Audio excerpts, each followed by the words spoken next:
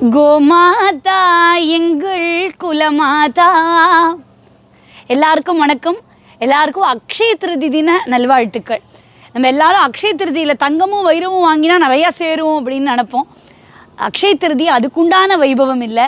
அவங்க எல்லாருக்குமே தெரியும், தான தர்மம் பண்ணி புண்ணியத்தை சம்பாதிக்க வேண்டிய ஒரு அற்புதமான நன்னாள். பரசுராமர் அவதாரம் பண்ண நன்னாள், பாண்டவர்களுக்கு அக்ஷய பாத்திரம் கிடைச்ச நாள், குசேலர் கண்ணனை பார்த்த நாள், இப்படி நிறையா பகீரதன் பிரயத்னப்பட்டு கங்கை வந்த நாள், இப்படி நிறைய நமக்கு தெரியும்.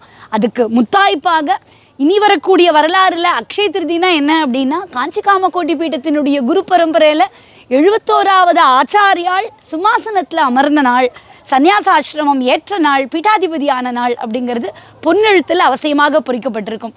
இந்த அக்ஷய திருதியில் உங்கள் எல்லார்கிட்டையும் ஆசையாக ஒரே ஒரு விஷயம் பகிர்ந்துக்கணும்னு ஆசை. நம்ம எல்லாரும் அம்மாவை காப்பாற்றுவோம், எங்கே இருந்தாலும் அம்மாவை பார்த்துக்க ஓடுவோம். அம்மாவுக்கு நம்மளால் என்ன பண்ண முடியுமோ அதை பண்ணணும் அப்படின்னு துடிக்கும் நம்மளோட மனசு.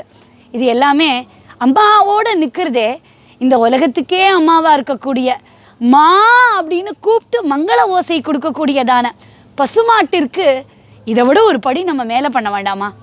நம்ம ஊரில் அத்தனை மாடுகள் இருக்குது. அந்த ஒரு நாட்டு மாடை நான் ஏதாவது அடாப்ட் பண்ணுறேன், அந்த நாட்டு மாடுக்கு என்னால் ஆன எல்லாத்தையும் பண்ணுறேன். சரீர கைங்கரியம் ரொம்பவே முக்கியம். இன்றைக்கி நம்மளால் எங்கெங்கேயோ இருக்கோம், பண்ண முடியல அப்படின்னா கூட நான் பணம் கொடுக்குறேன், அந்த சரீர கைங்கரியத்தை அவர்கள் பண்ணட்டும் அப்படின்னு ஒரு பசுமாட்டை காப்பாற்றுறது போல ஒரு புண்ணியம் உலகத்தில் வேறு எதுவுமே இல்லை. ஒரு சமயம் ரமண மகரிஷி ரொம்ப தோல்வியாதி இருக்கிற ஒருத்தர், நான் என்ன பண்ணுறது அப்படின்னு கேட்டபோது சொன்னாராம், நீ போய் கோசாலையில் உன்னோட வேலையெல்லாம் பாரு, 48 நாளில் வந்து பாருன்னு. தீராத வியாதியெல்லாம் தீர்க்கும் அந்த கோமாதாவினுடைய அனுகிரகம் இருந்தால் உலகத்தில் எது வேணாலும் சாத்தியம். நடக்காதது எதுவுமே கிடையாது கோமாதாவினுடைய அனுகிரகத்தினால.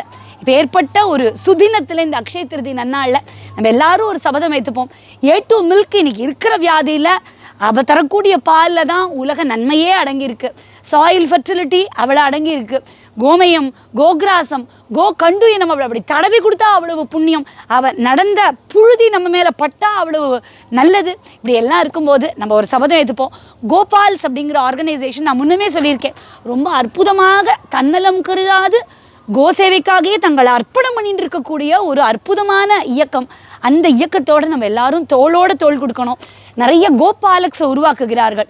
அவர்களுக்கு கொடுத்து இந்த கோபாலகர்கள்னு சொல்லுவோம் இல்லையா, இந்த பசுமாட்டை பராமரிக்கக்கூடிய உண்மையானவர்களை ஐடென்டிஃபை பண்ணி அவர்களை போஷிச்சா, அவர்கள் இன்டர்ன் பசுமாட்டை போஷிச்சா நமக்கு வேறு என்ன வேணும் இந்த உலகத்தில் புண்ணியம்.